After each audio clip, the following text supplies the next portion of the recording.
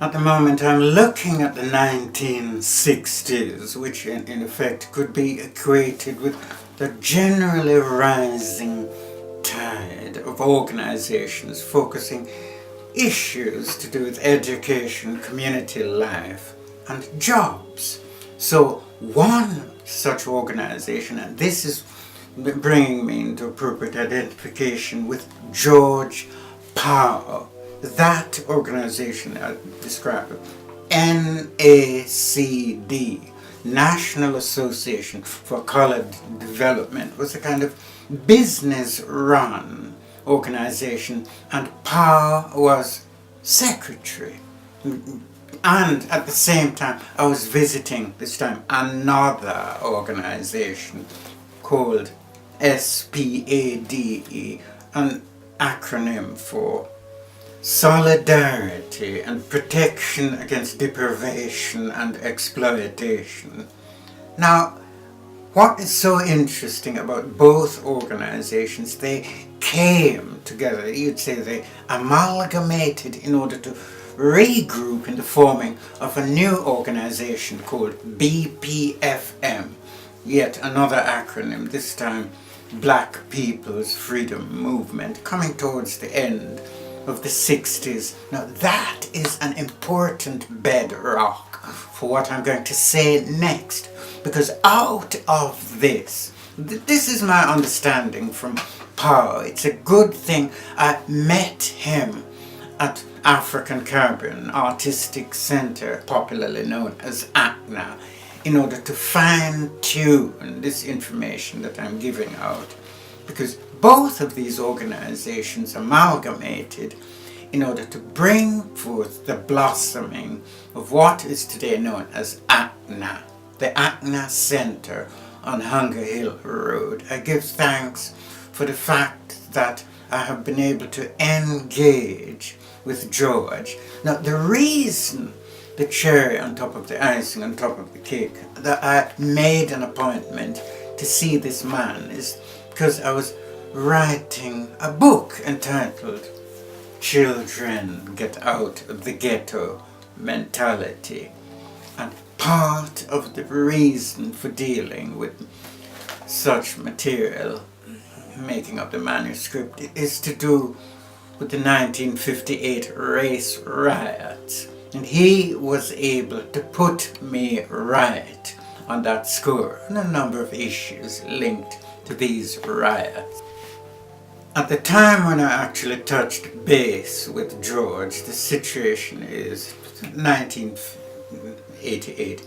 There was an article in the Nottingham Evening Post, and he was questioned in respect of whatever the reasons for the riot were.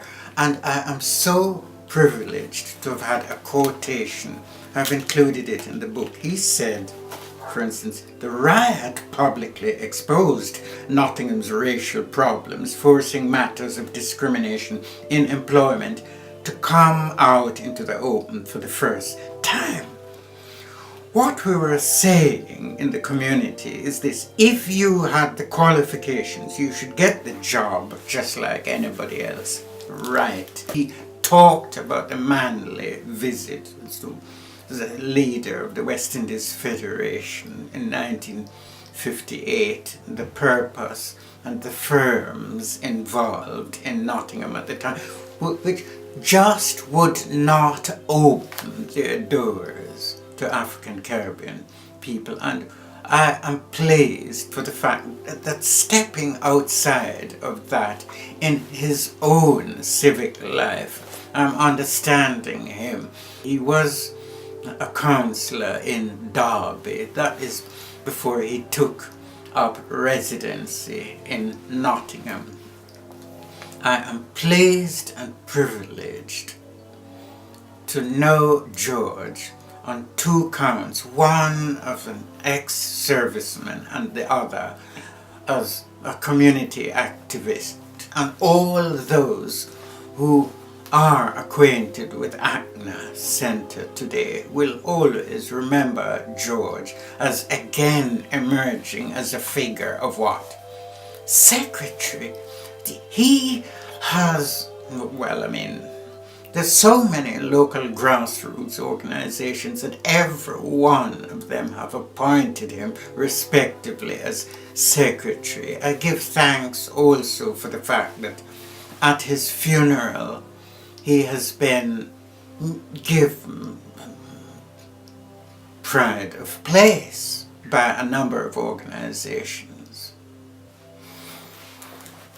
Finally, in focusing on the literary attributes of George, a community person, I'd like to touch base with yet another author, a book coming out in 1996 entitled Lest We Forget.